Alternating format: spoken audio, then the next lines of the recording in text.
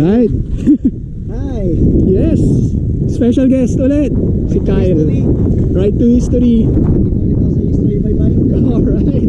Nasa Kabuyaw kami. And ang destination natin ngayon, mag-iikot lang tayo sa Kabuyaw, sa Kalamba. And pupuntahan natin, unang-una, yung San Cristobal Dam. Old San Cristobal Dam. Spanish era dam. So don't forget to like, share, and subscribe to my YouTube channel. Also, paki-like ang page ni Kyle. Right to History. Please Right. follow. Yeah, right to history. So, eto, pasukin lang natin to. Ito yung daan papunta dun sa dam.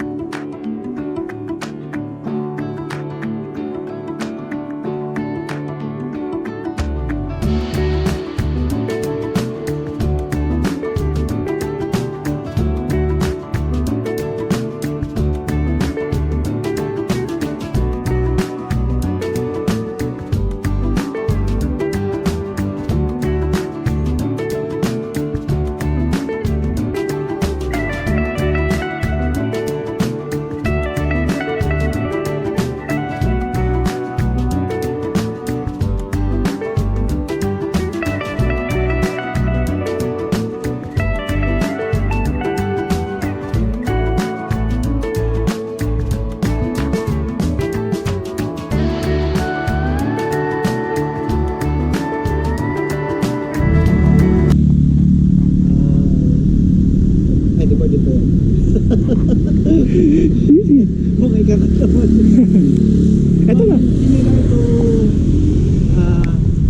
Panamitan Bridge or slash Tulay na Putol. O Tulay ng Putol. Well, historically, may significance sa ating bansa or sa ano yung term? Tingnan ako, sorry. Pero wala pa ring marker until now. Hindi pa na-recognize ano natin. National Song kasi dito na. But hopefully soon. Yeah. Yan dyan na. Mas mababa tayo. Natin banda dito. Dito. Enter? Yan yung dam.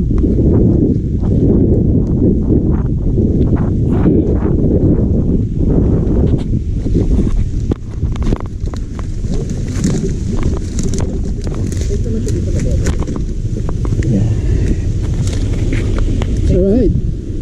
Ay, okay dito ah. Welcome to the Old San Cristobal Dam. Gusto mong tumuntong doon mamaya? Pwede yan.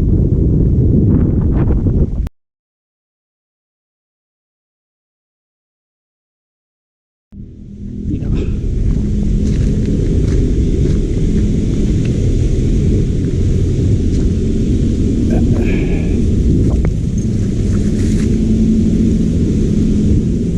Woo!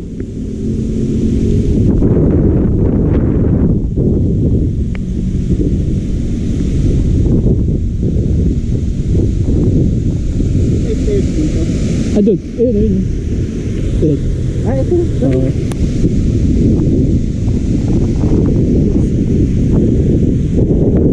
Ingat bro. Ingat bro ah. Baka malula ka pre.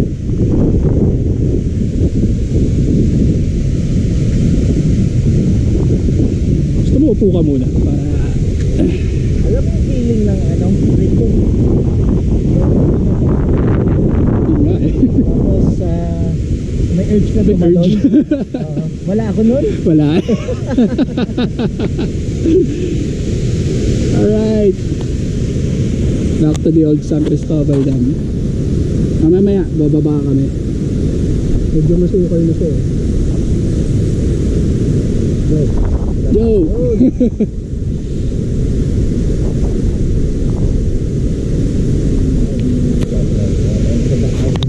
Yun! Mas mataas. I don't know kung mataas lang ang tubig sa Prinsa. Pero parang mas mataas to. Yun na ba yung pinakamalaki doon sa Las Piñas? Prinsa? Ha? Yun na ba yung pinakamalaki doon? Diba? Meron isa eh, yung ano yung Tres Cruces? Hindi ko alam Something. Si Christian yung nakarating doon? Pero Dasma yata yun eh. Dasma. Although yung parang mga bato doon, gawa sa limestone. Ito, yung kabila niya, Iskalab. Barangay Mapago. Nasa border tayo.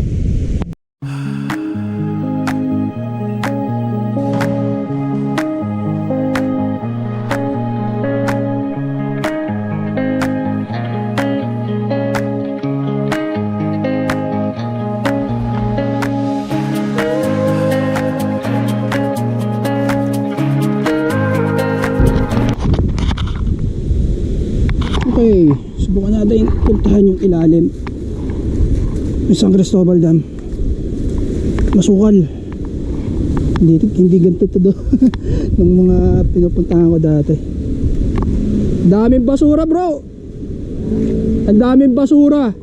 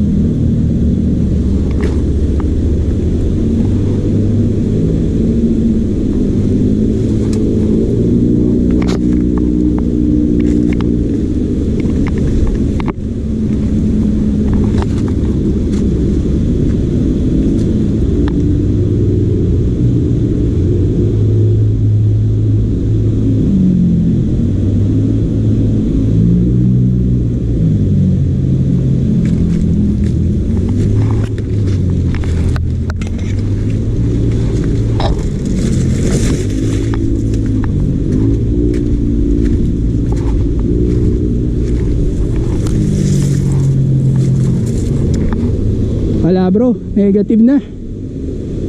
Parang may bumigay.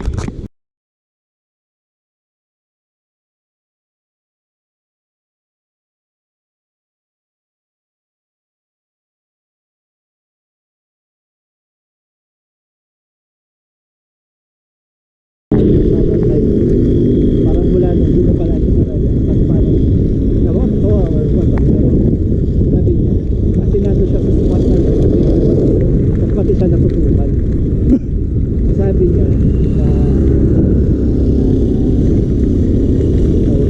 tinanong pa siya, may nakita ka wala? Wala po, okay. Pero ito mong ba daw, napunod. Tapos sabi ko, tay, ano yun? Sabi, picture ako ba kayo? Sabi, pinanong mo mula ano yung pangalan mo? Maganda nun ah. Kasi nga daw, marami to. Oo, marami. Sige, sige. Ayan yung tulay oh. Ayan yung tulay. Pansinin mo yung railing niya. Kasi literal na rail. Riles yan. Kasi yan ay tulay ng riles ng tren.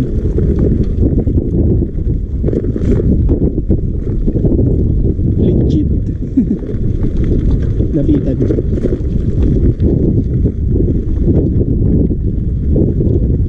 Lapitan mo. Kinonvert ng aspaltahan. Konkreto. Paano magpalipad mo? Oo. Yan. Lapitan mo. Dito na kami. Ito yung dating riles ng tren ng Canlubang Sugar Estate. Kahit itong mismo ano niya. Yung mga tukod. Ayan na lang natitira sa riles ng tren noon ng Canlubang. So ito yung tulay ng Terelay. So siguro ito, hindi naman siya talaga nakakonect niya sa PNR dahil sinabi mo. Or ang ano siya talaga yung mga supplies lang para naghahatid lang. Alam mo ang connection ng PNR? Saan? Doon sa tabi ng subdivision namin. Oh. Sa Banlik. Nandun siya, yung ano nun, WYE yung tawagin. Alright, so punta na kami Canlubang.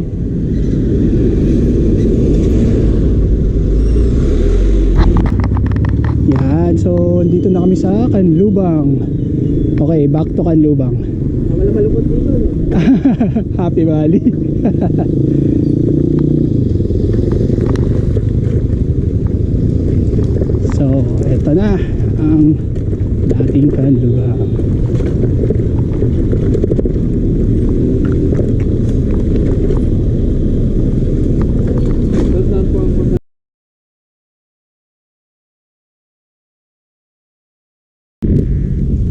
Yun, so nakachempo kami ni Kyle ng mga nagbe-baseball. Ito ang baseball field ng Canlubang. Old baseball field. Ayun, may naglalaro ngayon. So, akala ko noon, ba ngayon, bawat kanto, puro basketball. Well, rarely soccer, so may mga soccer field. Pero hindi ko alam, may makikita ko yung baseball. Kaya may mga naglalaro ng baseball din na. Pero dito pa yun sa liblib na Canlubang. Stig. Ito ang laro. Ito ang laro ng batang Canlubang actually. Baseball or softball. The American Times, sikat na laro din Oh, dito sa sikat na Pilipinas. sikat yan. Even lola ko, kwento niya sa akin ang laro nila sa Makati. Well, during nung time na yun, Talahibang pa Makati at Party Swamp. Yan ang laro nila. Uy, uy. Sayang kung may glove si Manong.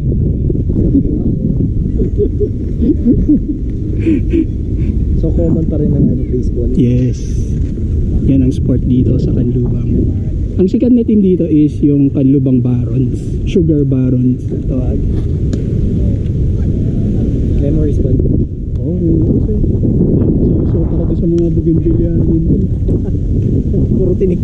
Oo, namumuha kami kasi cuttings. Yun yung activity namin sa amin. Plastic. Nakachepo ng may laro ah. Canlubang baseball.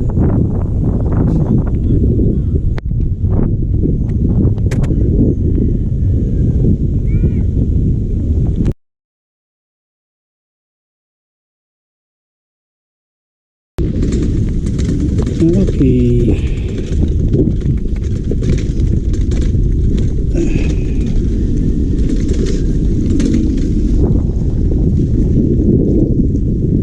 Alright, andito tayo sa Doña Cecilia Yulo Memorial Park. Doña Cecilia Araneta Yulo. Yes. So, question. Right to history.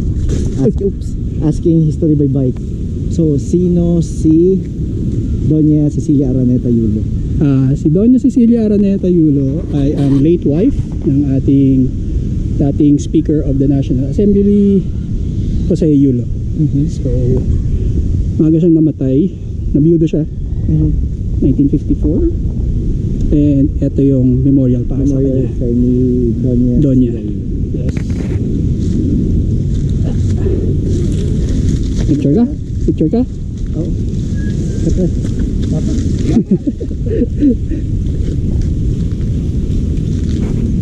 Picture natin si Kyle dyan.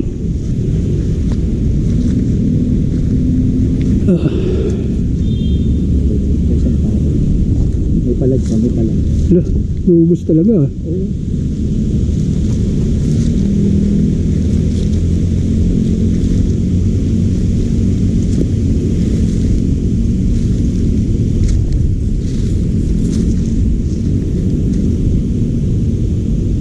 Ride to history. Bike lang kami dito, Canlubang. So, bisita din sa mga lumang lugar.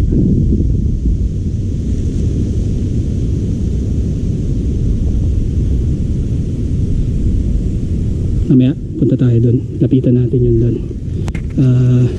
Statue ni Dr. Jose Rizal. Yan si Kyle.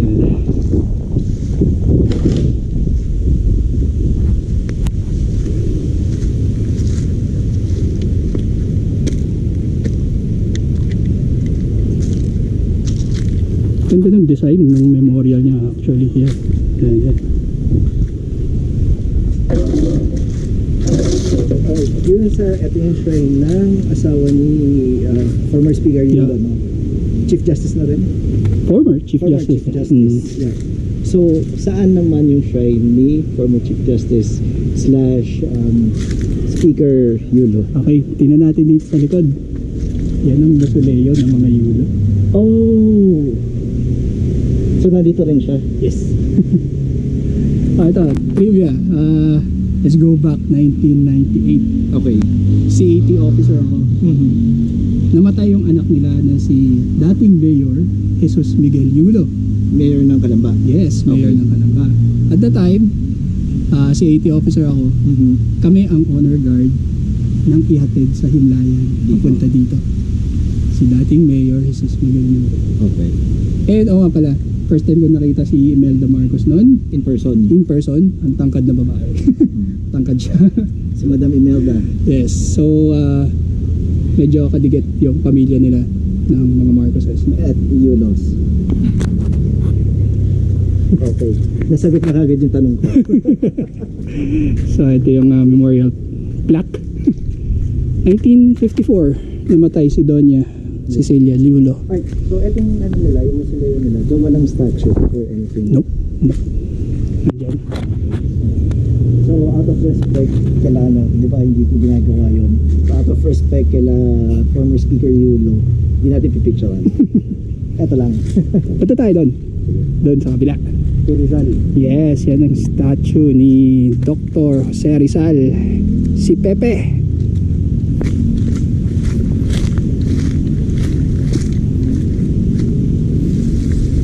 And syempre, hindi mawawala ang statue ni Rizal sa bawat lugar. Nasa Calamba na tayo pero sa barangay dito sa Canlubang, ayan, merong special na statue para sa kanya. There actually is a necessity in every town that there should be a statue of Rizal. Actually ito parang medyo reminiscent nga siya ng Saloneta. Tingnan mo yung shape niya, yung base niya. Octagon din. Octagon shape din. Mhm.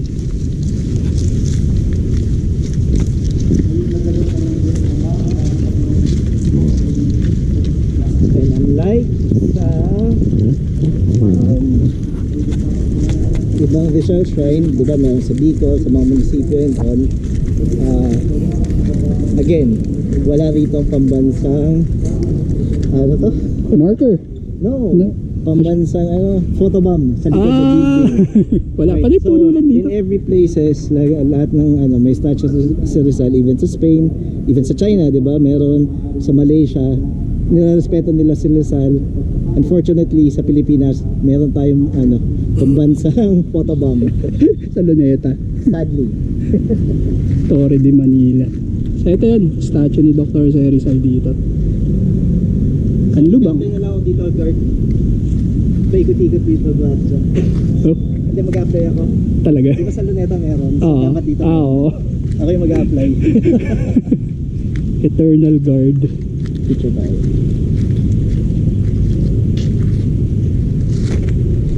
Ayan, picture lang si Kyle. Ito ang Canlubang Elementary School.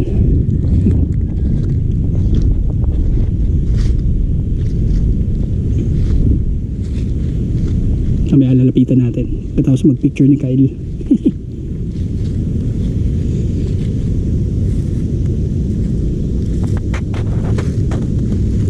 Nakuha mo ba ako?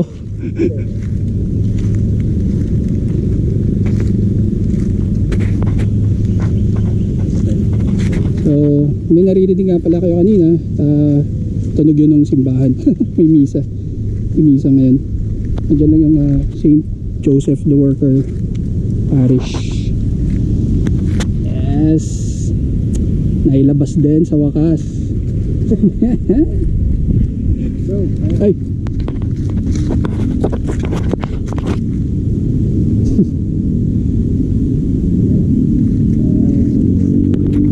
Picture ang mga.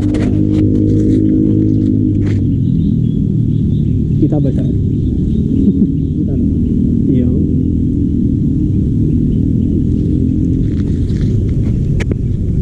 Nalagay yung mga mukha natin. Ay.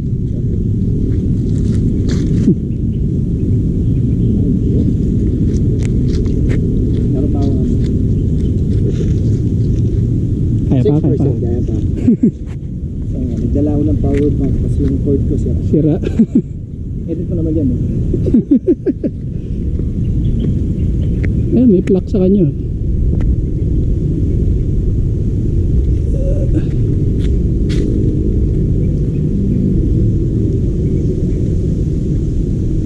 Gara ng base din niya, eh.